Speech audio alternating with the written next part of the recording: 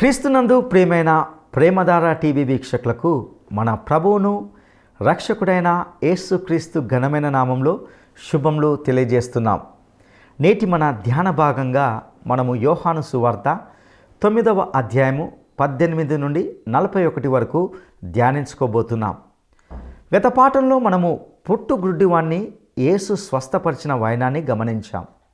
నేటి సందేశంలో మనము ఆ గ్రుడ్డివాడు చూపు పొందుకున్న తర్వాత జరిగిన అనేక సంఘటనలను చూడబోతున్నాం. ఈ అద్భుతం జరిగిన తర్వాత మత పెద్దలైన పరిసయ్యులు దాన్ని జీర్ణించుకోలేకపోయారు.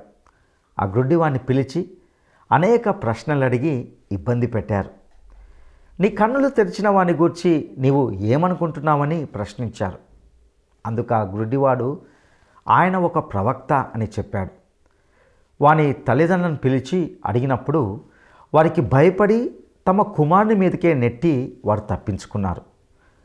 ఆ గ్రుడ్డివాణ్ణి మరలా పిలిపించి అడిగినప్పుడు అతడు, నేను ఒకప్పుడు గ్రుడ్డివాణిగా ఉండినాను, అయితే ఇప్పుడు చూచుచున్నాను అని చెప్పాడు. అతని మాటలను బట్టి మత ఛాందసవాదులు, మత పెద్దలు వారిని వెలివేశారు. ఆ వెలివేయబడిన ఆ వ్యక్తి జీవితంలో స్పష్టమైన మరొక గొప్ప కార్యం జరిగింది. అదేమిటంటే యేసు వాణ్ణి కనుగొని ఎదుర్కొని అతన్ని ఆత్మీయంగా రక్షించిన సన్నివేశాన్ని చూస్తాం. ఈ సందేశం ద్వారా మన ఆధ్యాత్మిక జీవితాలకు సంబంధించిన ఎన్నో లోతైన సత్యాలను నేర్చుకోవడానికి మనము సిద్ధపడదామా? సోదరీ సోదరులారా, మీ బైబిళ్ళు తెరవండి. నేటి వాక్య పాఠం యోహాను సువార్త 9వ అధ్యాయం 18 నుండి 41వ వచనం వరకు జాగ్రత్తగా వినండి.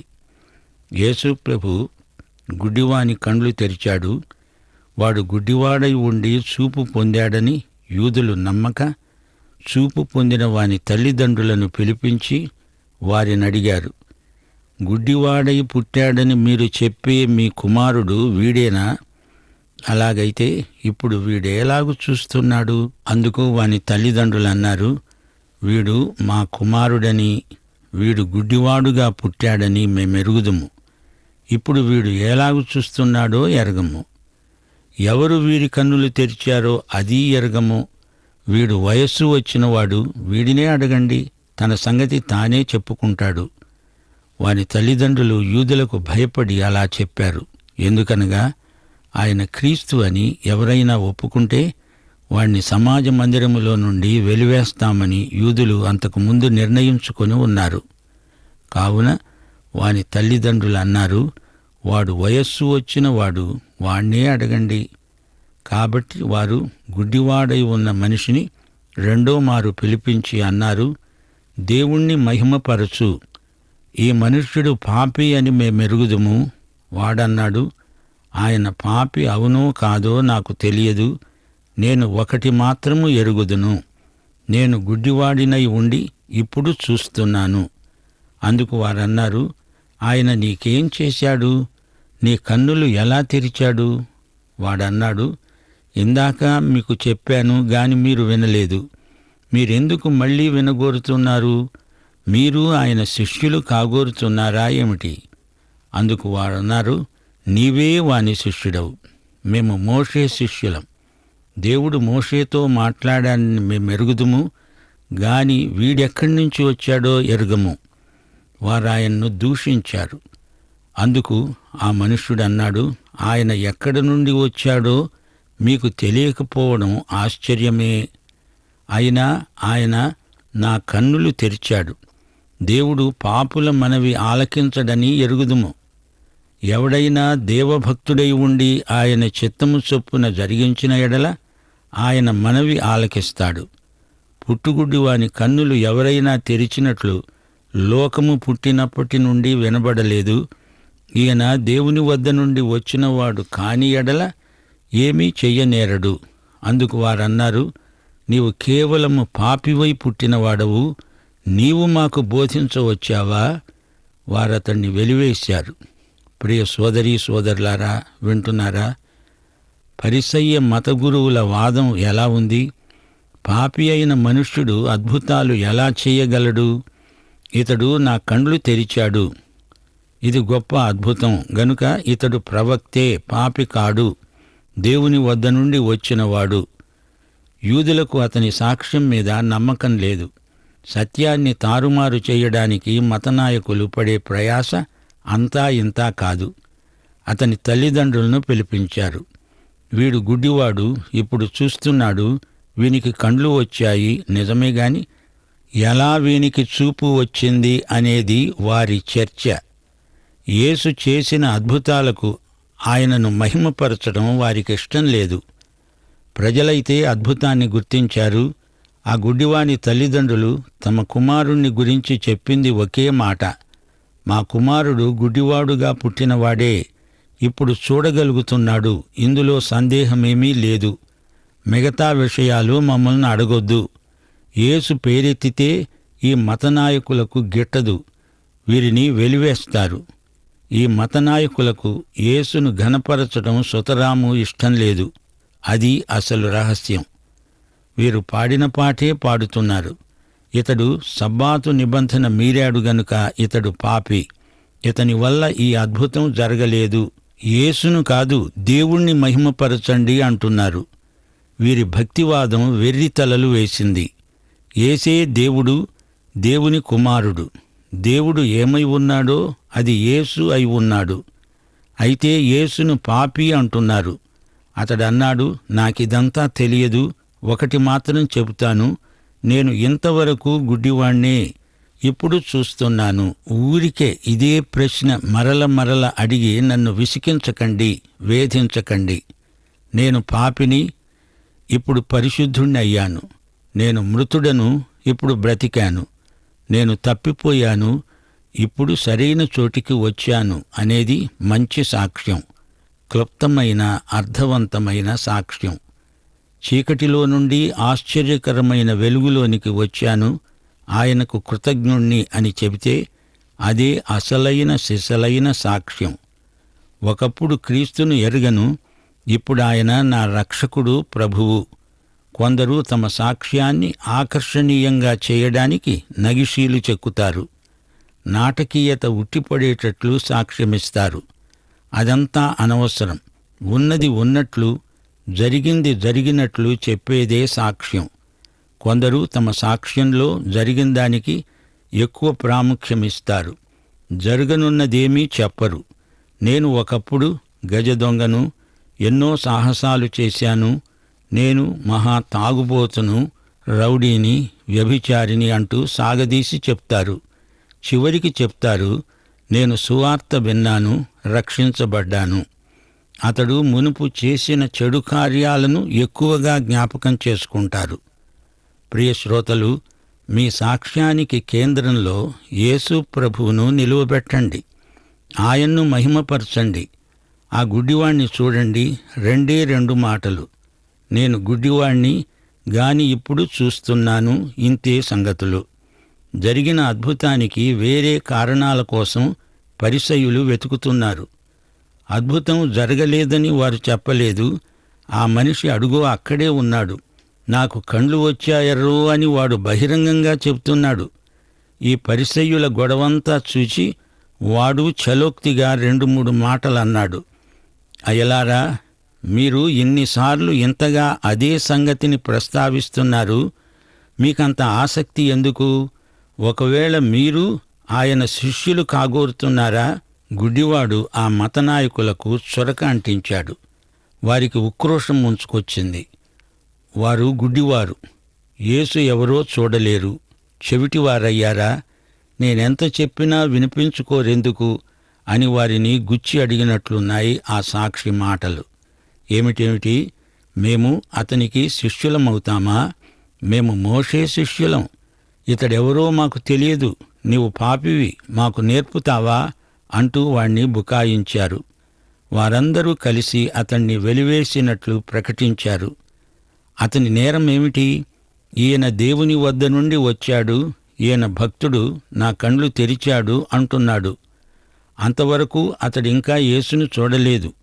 35వ వచనం, పరిసయ్యులు అతణ్ణి వెలివేశారని యేసు విని అతణ్ణి కనుగొని, నీవు దేవుని కుమారుని యందు విశ్వాసముంచుతున్నావా అని అడిగాడు.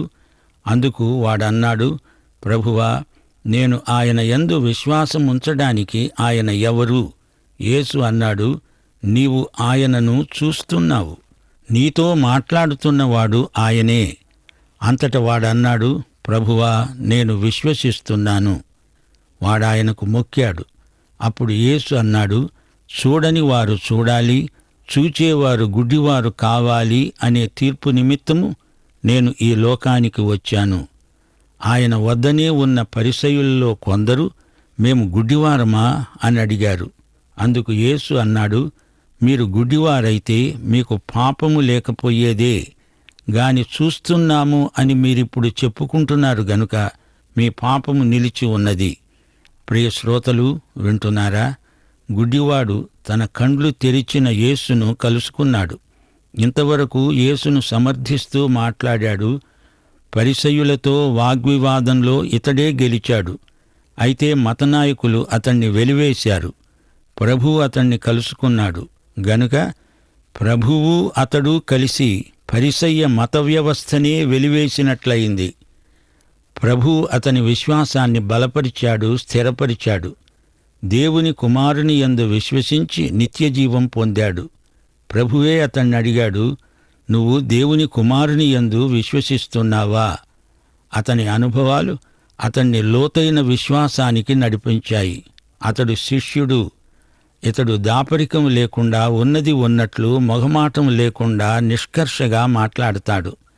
అతనిలో యథార్థత ఉంది.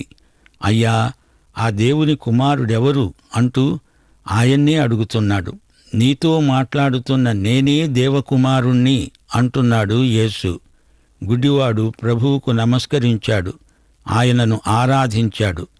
ఈ గుడ్డివాని రక్షణ అనుభవం క్రమేణా ఒక్కొక్క అడుగు ముందుకు సాగింది. చిట్టచివరికి అతన్ని యేసు పాదాల దగ్గరికి తెచ్చింది.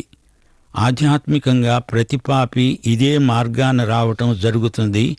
నశించిన పాపి తన దురవస్థను తానే చూచినవాడై ప్రభువు దగ్గరికి వస్తాడు.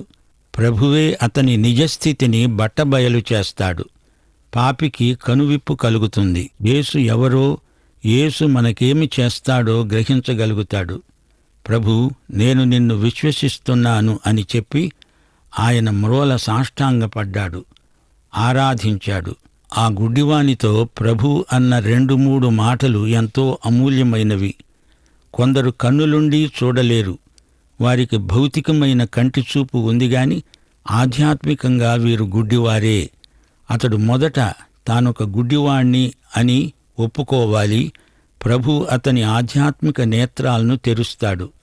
1 కొరింథీ 2:14 పౌలు అన్నట్లు, ప్రకృతి సంబంధికి ఆత్మ విషయాలు బొత్తిగా అర్థం కావు. ఆత్మానుభవం కలిగినప్పుడే అతడు వివేచించగలుగుతాడు. ప్రియ సోదరి, సోదరుడా, లోకానికి వెలుగైన యేసునొద్దకు నీవు వస్తే, ఆయన నీ కళ్ళు తెరిస్తే, ఆయనను విశ్వసించి దేవుని బిడ్డవవుతావు. దానికి ఎంతోసేపు పట్టదు, అంతా ఒక్క క్షణంలో జరిగిపోతుంది. పరిసయ్యులున్నారే, వీరు తమ నిజస్థితిని తామే ఎరగరు. ఆత్మనేత్రాలు లేవు గాని చూస్తున్నాము అనుకుంటున్నారు. వారికి మతం ఉంది, మతాసక్తి ఉంది గాని ప్రభువు తీర్పు తీరుస్తున్నాడు. మీరు గుడ్డివారు. ప్రభువును వ్యక్తిగతంగా చూచి విశ్వసించనివాడు నశించినవాడే. అతడు చీకటిలో ఉన్నాడు. అలాంటి వ్యక్తిని ప్రభువు అంచెలంచెలుగా తన ప్రత్యక్షంలోనికి నడిపిస్తాడు. యేసు వెలుగు గుడ్డివారిపై ప్రకాశిస్తుంది. మత్తయి సువార్త 6:23 ప్రభు అన్నాడు, నీ కన్ను చెడినదైతే నీ దేహమంతా చీకటిమయమై ఉంటుంది. నీలో ఉన్న వెలుగు చీకటి అయి ఉన్న ఎడల ఆ చీకటి ఎంతో గొప్పది. యేసును గురించి అంతా తెలిసినా, ఆయన లోకానికి వెలుగు అని ఎరిగిన వాడవైనా, యేసును విశ్వసించకపోతే నీ గుడ్డితనం మరీ ఘోరమవుతుంది. ఆయన నీ ఎదటే ఉన్నా, ఆయనను విశ్వాసంతో అంగీకరించకపోతే నీ గుడ్డితనం అలాగే ఉండిపోతుంది. ఈ మాటలు వింటున్న పరిసయ్య మతనాయకులు, అయితే మేము గుడ్డివారమా అని అడిగారు. గుడ్డివాని భౌతిక ఆధ్యాత్మిక నేత్రాలు తెరుచుకున్నాయి, గాని గుడ్డివారై ఉండి మేము చూస్తున్నాము అనేవారి గుడ్డితనం నిలిచి ఉంటుంది. క్రీస్తు సన్నిధిలో, ఆయన వెలుగులో, దేవుని ప్రత్యక్షంలో ఉండి కూడా విశ్వసించలేని దౌర్భాగ్యులు మత ఛాందస్సులు. మతపు ముసుగు వారిని కప్పింది. మతమే వారి కంటికి శుక్లాలై పొరలుగా ఏర్పడి సత్యపు వెలుగును, జీవపు వెలుగును చూడకుండా చేస్తున్నది. వారు నిర్దేవులు. వారి సిద్ధాంతాలలో దేవుడు లేడు. యేసును బుద్ధిపూర్వకంగా తిరస్కరించే వారి పాపం అలానే నిలిచి ఉంటుంది. ప్రియ శ్రోతలు, వింటున్నారా? ఈ గుడివాని ఆలోచన ఎలా పరిణతి చెందిందో గమనిస్తే మనకెంతో ఆశ్చర్యం కలుగుతుంది. 11వ వచనంలో అతడన్నాడు, యేసు అనే మనుష్యుడు, ఆయన నా కన్నులు తెరిచాడు. ఆయన గొప్ప వ్యక్తి అని మాత్రమే గుర్తించాడు. యేసులాగా ఇలాంటి అద్భుతం చేయగలవారెవరూ లేరు. అవును, యేసు మానవత అపూర్వం, అద్వితీయం. మనుషులందరిలో ఆయనకు ఆయనే సాటి. ఇక రెండో మెట్టు 17వ వచనం. ఆయన ఒక ప్రవక్త అన్నాడు గుడ్డివాడు. ప్రవక్త అంటే దేవుని మూలంగా మాట్లాడేవాడు అని అర్థం. దేవుని సందేశాన్ని మనుషులకు వినిపించేవాడే ప్రవక్త. ఆమోసు గ్రంథం 3వ అధ్యాయం 7వ వచనం. తన సేవకులైన ప్రవక్తలకు తాను సంకల్పించిన దానిని బయలుపరచకుండా ప్రభువైన యెహోవా ఏమీ చెయ్యడు. ఒక మహాప్రవక్తగా దేవుణ్ణి గురించి చెప్పడం కాదు, ఆయన దేవుణ్ణి చూపాడు. ఇక మూడో మెట్టు, ఈయన దేవుని కుమారుడు అని గుడ్డివాడు ఒప్పుకున్నాడు. గొప్ప మనిషి, గొప్ప ప్రవక్త అంటే సరిపోదు. అంతకు మించి ఈయన దేవుని కుమారుడు అని గుడ్డివాడు గుర్తించాడు. ఆయన మానవాతీతుడు, దేవుడు, దేవుని కుమారుడు. క్రీస్తును గురించిన ఆలోచన ఈ గుడ్డివానిలో ఎలా పరిణతి చెందిందో చూడండి శ్రోతలు.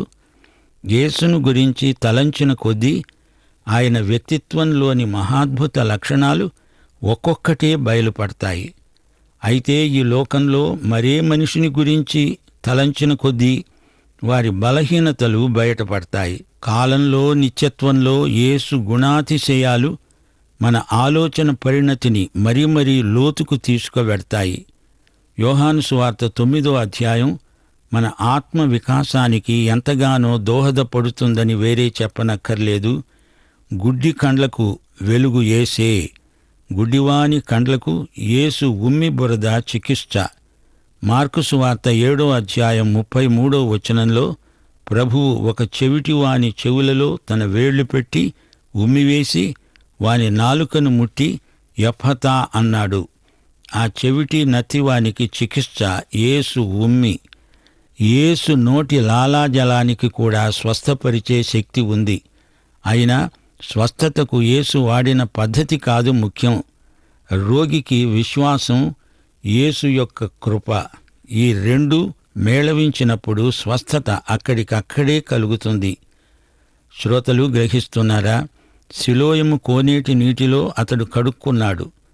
లవదికయ సంఘాన్నే యేసు ఉమ్మివేశాడు. అది శిక్ష. గుడ్డివాని కంటిమీది యేసు ఉమ్మి, నత్తి చెవిటివాని చెవుల్లో యేసు ఉమ్మి రక్ష. అది స్వస్థత. గుడ్డివాడు బాగుపడ్డాడు. గాని అతన్ని బాగుచేసిన యేసు మీద పరిసయ్య మతనాయకులకు ఎంతో అక్కసు. పరిసయ్య మత గురువులను, నాయకులను యేసు గద్దించాడు, వారికి హితబోధ చేశాడు. యేసు ప్రత్యక్షం, యేసు తీర్పు, ఈ రెండు యోహాను సువార్త 9వ అధ్యాయంలో ఉన్నాయి. యెషయా ప్రవచనాల నెరవేర్పు ఈ అధ్యాయంలో తేటగా కనపడుతోంది. చూచారా? యెషయా 42వ అధ్యాయం 7వ వచనం. గుడ్డివారి కన్నులు తెరవటానికి, బంధించబడిన వారిని చెరసాలలో నుండి వెలుపలికి తేవటానికి, చీకటిలో నివసించే వారిని బందీగృహములో నుండి వెలుపలికి తేవడానికి యెహోవానైన నేనే నీతి విషయములో నిన్ను పిలిచి నీ చేయి పట్టుకొని ఉన్నాను. నిన్ను కాపాడి ప్రజల కొరకు నిబంధనగాను అన్యజనులకు వెలుగుగాను నిన్ను నియమించి ఉన్నాను. యెషయా గ్రంథం 29వ అధ్యాయం 18వ వచనం. ఆ దినమున చెవిటివారు గ్రంథవాక్యములు వింటారు. అంధకారము కలిగిన, గాఢాంధకారము కలిగిన గుడ్డివారు కన్నులారా చూస్తారు.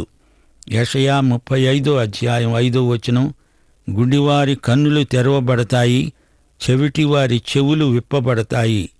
పుట్టుగుడ్డివాడు భౌతికమైన చూపుతో పాటు నూతన జన్మ పొందాడు. శ్రోతలు, మరో మాట, యేసు నేల మట్టిని తన ఉమ్మిని కలిపి బురద చేశాడు. మనిషి నేల మట్టే కదా. ఆదికాండం 2:7 దేవుడు నేల మట్టితో నరుణ్ణి నిర్మించి వాని నాసికారంధ్రముల్లో జీవవాయువు ఊదగా నరుడు జీవాత్మ అయ్యాడు. ఆ దేవుడే యేసు. ఆయన ఇప్పుడు తన ఉమ్మితో నేలమట్టిని కలుపుతున్నాడు. యోహాను సువార్త 9:14 యేసు బురద చేసి వాని కన్నులు తెరిచిన దినం విశ్రాంతి దినం.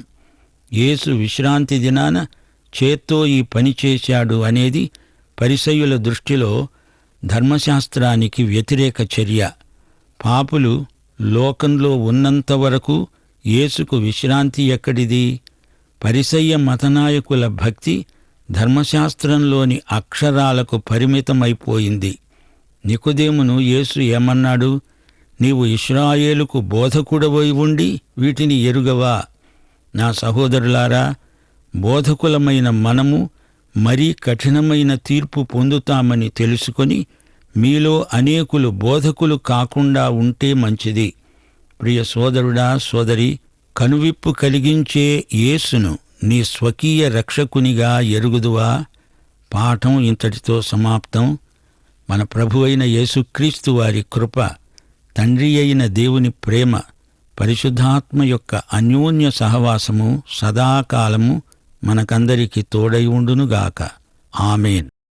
ప్రియులారా, మనము పుట్టు గ్రుడ్డివాణ్ణి గూర్చి అతని జీవితంలో సంభవించిన అనేక సంగతులను గూర్చి ధ్యానిస్తూ వచ్చాం. ఆ గ్రుడ్డివాడు చూపు పొందుకున్న తర్వాత, ఈ అద్భుతం జరిగిన తర్వాత మత పెద్దలైన పరిసయ్యులు దానిని జీర్ణించుకోలేకపోయారు. ఆ గ్రుడ్డివాణిని పిలిచి అనేక ప్రశ్నలు అడిగి ఇబ్బంది పెట్టారు.